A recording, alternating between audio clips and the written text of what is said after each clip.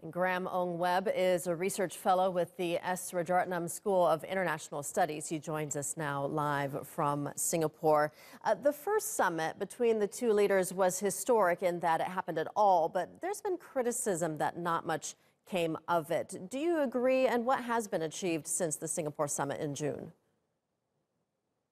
Well, I quite agree with that statement that nothing much has happened substantially since the 12th of June summit between President Donald Trump and Mr. Kim Jong-un. I think in the least, what has happened and what is continuing in terms of momentum is a diplomatic process. There's a conversation that is ongoing. I think White House Press Secretary Sarah Sanders said really well. They're having conversations, and the conversations have been continuing quite consistently since June last year.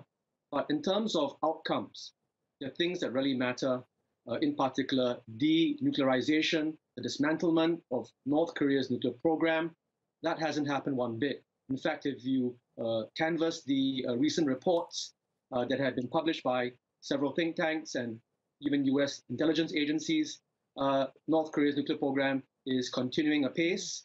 Enrichment is still going on. A good number of critical missile sites and bases are still operational.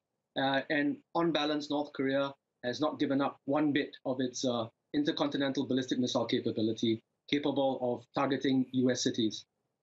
So what are your expectations for this second summit now planned for later next month? We hear a lot of words like revival, being and re-energizing discussions being bandied about. I think this is exactly what the second summit is going to be about. It's about jump-starting an otherwise dying process. Conversations are ongoing, but there's no real action on the ground. And I think the revival, the re-energization of conversations is going to have to lead to substantive agreements on both sides to do something.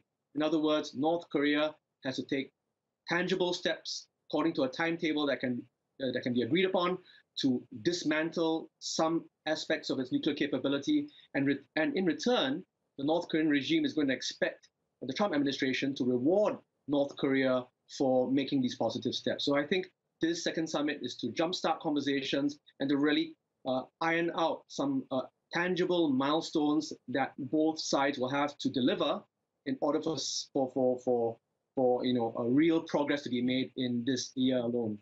All right, a lot of expectation for that upcoming summit. We'll leave it there. Graham Ong-Webb joining us from Singapore. Thank you so much.